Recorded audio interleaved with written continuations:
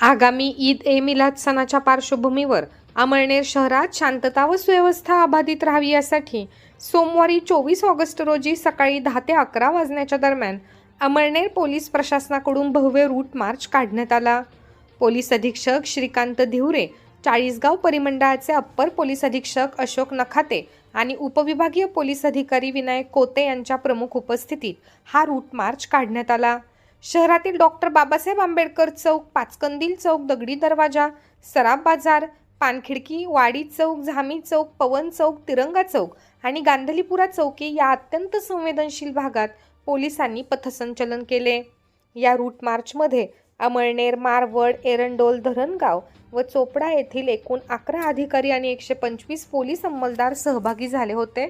तसेच दंगा नियंत्रण पथकाच्या 3 तुकड्या, एक QRT पथक आणि जळगाव पोलीस मुख्यालयाचे बँड पथक यात सामील होते।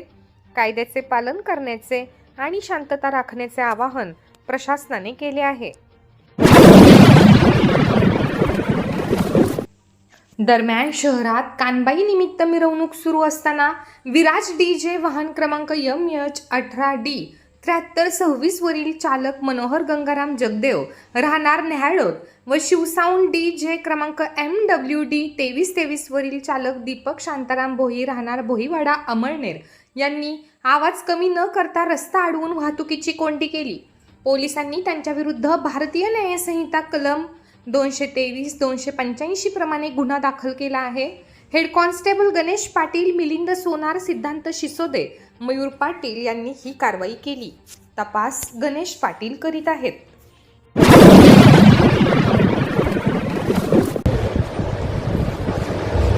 आज येणाऱ्या विविध सणांनिमित्त अमळनेर शहरामध्ये पोलिसांतर्फे एक रूट मार्च घेण्यात आला।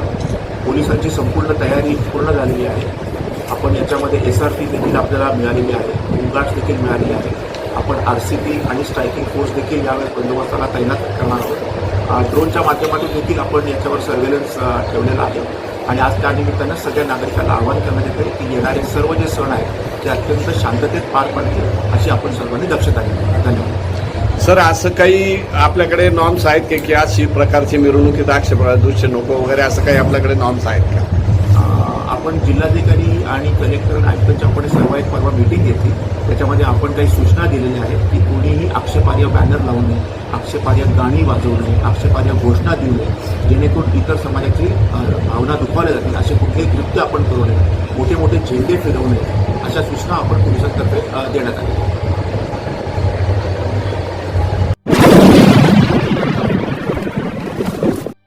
31 जुलै रोजी बोरी नदीला आलेल्या महापुरामुळे अमळनेर शहराची मुख्य जलवाहिनी वाहून गेली होती। या जलवाहिनीच्या पुनर्रचनेसाठी DPDCतून 96 लाखांचा निधी मंजूर झाला आहे। याबद्दल आमदार अनिल पाटील यांनी आपत्ती व्यवस्थापन मंत्री गिरीश महाजन व पालकमंत्री गुलाबराव पाटील यांचे आभार मानले आहेत। जलवाहिनी वाहून गेल्याने शहराचा पाणीपुरवठा ठप्प झाला होता। पालिकेची बिकट आर्थिक स्थिती पाहता आमदार अनिल पाटील यांनी दोन्ही मंत्र्यांकडे निधीची मागणी केली होती। प्रशासनाने तातडीने काम हाती घेऊन 22 ऑगस्ट रोजी जलवाहिनीचे काम पूर्ण केले आणि शहरातील पाणीपुरवठा पूर्ववत झाला। काम पूर्ण होताच 96 लाखांचा निधी पालिकेकडे वर्ग करण्यात आला।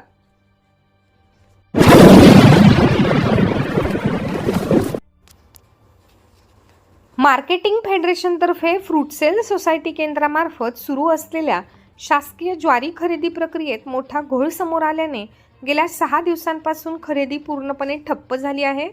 वशिलेबाजी आणि व्यापाऱ्यांचा माल प्राधान्याने मोजल्याचा आरोप करत संतप्त शेतकऱ्यांनी केंद्रावर ट्रॅक्टर उभे करून खरेदी रोखली आहे।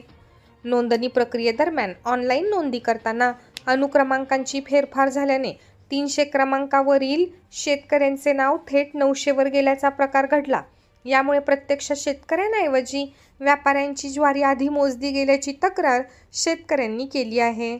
घटनेचे गांभीर्य ओळखून जिल्हा मार्केटिंग अधिकारी सुनील मेने आणि पोलीस निरीक्षक दत्तात्रय निकम यांनी घटनास्थळी भेट दिली। नियमानुसार ज्यांचा नंबर असेल त्यांचाच माल मोजला जाईल असे स्पष्ट करत मेने यांनी 2000 क्विंटलचे अतिरिक्त उद्दिष्ट वाढवून देण्याची तयारी दर्शवली। तसेच नोंदणीत गैरव्यवहार आढळल्यास फ्रूट सेल सोसायटीवर कारवाईचा अहवाल पाठवणार असल्याचे सांगितले। दरम्यान खरेदी ग्रेडर सुभाष पाटील आजारी असल्याने तांत्रिक कोंडी निर्माण झाली आहे. न्याय मिळेपर्यंत लढा सुरू ठेवण्याचा इशारा शेतकरी शांताराम पाटील, लोण व इतरांनी दिला आहे.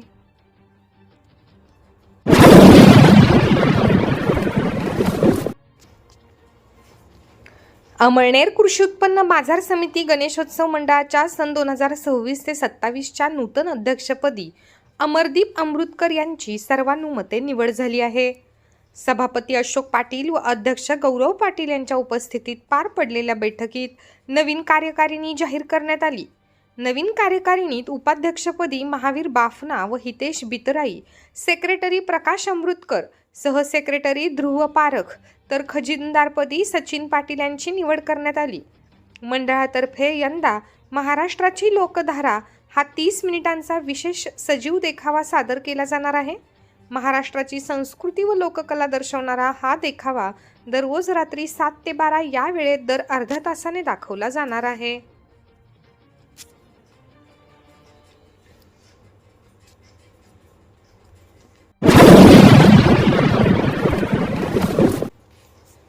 अमळनेर तालुक्यातील कळमसरे येथील विविध कार्यकारी सेवा सहकारी सोसायटीचा जळगाव जिल्हा मध्यवर्ती सहकारी बँक निवडणुकीसाठीचा ठराव सभासद मधुकर यशवंत पाटील यांच्या नावाने बिनविरोध मंजूर झाला आहे.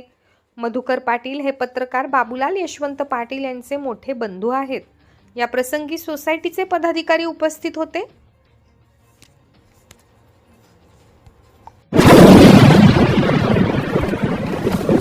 आर्थिक अडचणींमुळे कोणत्याही विद्यार्थ्याचे शिक्षण थांबू नये यासाठी DL सोशल फाउंडेशनतर्फे ज्ञानदीप अभियान राबविण्यात येत आहे. या अंतर्गत अमळनेर व परिसरातील गरजू आणि होतकरू विद्यार्थ्यांना वह्या, पेन, चित्रकला साहित्यासह आवश्यक शैक्षणिक साहित्याचे वाटप करण्यात आले. पुढील टप्प्यात अमळनेर व पारोळा तालुक्यातील गरजू विद्यार्थ्यांना दत्तक घेऊन त्यांच्या शिक्षणाचा संपूर्ण खर्च फाउंडेशन करणार आहे. डॉक्टर समाधान मैराळे व भावना मैराळे यांच्या मार्गदर्शनाखाली हा उपक्रम पार पडला.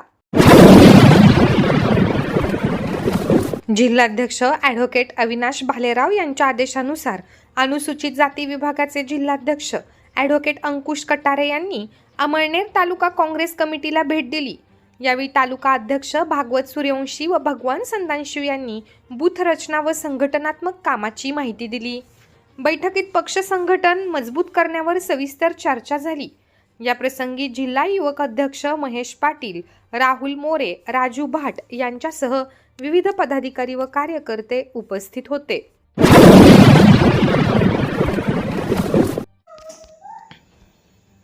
बोरी नदीपात्रात पोहण्यासाठी गेलेल्या 12 वर्षीय मुलाचा पाण्यात बुडून दुर्दैवी मृत्यू झाल्याची घटना सोमवारी घडली. या घटनेमुळे कन्हेरे परिसरात हळहळ व्यक्त होत आहे. मिळालेल्या माहितीनुसार दक्ष राजेंद्र नेरकर, कैलासवासी जगन्नाथ धोंडू पाटील यांचा नातू हा बोरी नदीपात्रात गेला असता पाण्याच्या खोलीचा अंदाज न आल्याने तो पाण्यात बुडाला. ही घटना लक्षात येताच स्थानिक नागरिकांनी तातडीने घटनास्थळी धाव घेतली आणि शोध मोहीम सुरू केली. शोध मोहिमेदरम्यान दक्षला नदीपात्रातून बाहेर काढण्यात आले. त्यानंतर त्याला तातडीने दवाखान्यात नेण्यात आले. मात्र तपासणी केल्यानंतर डॉक्टरांनी त्याला मृत घोषित केले. या दुर्दैवी घटनेने नेरकर कुटुंबावर दुःखाचा डोंगर कोसळला असून परिसरात शोककळा पसरली आहे.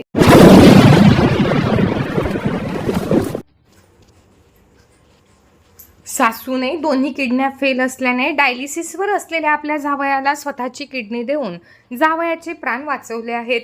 अमळनेर येथील रहिवासी असलेल्या सेवानिवृत्त न्यायाधीश गुलाबराव पाटील व त्यांच्या पत्नी सुशीलाबाई यांच्या कन्या कविता हिचा विवाह म्हसावद येथील ॲडव्होकेट अतुल रमेश चव्हाण यांच्याशी झाला होता.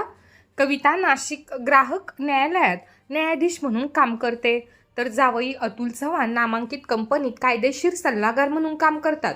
2 वर्षांपूर्वी ॲडव्होकेट अतुल चव्हाण यांना आजाराने ग्रासले. दोन्ही किडन्या फेल झाल्या. टप्प्याटप्प्याने डायलिसिस केले जात होते.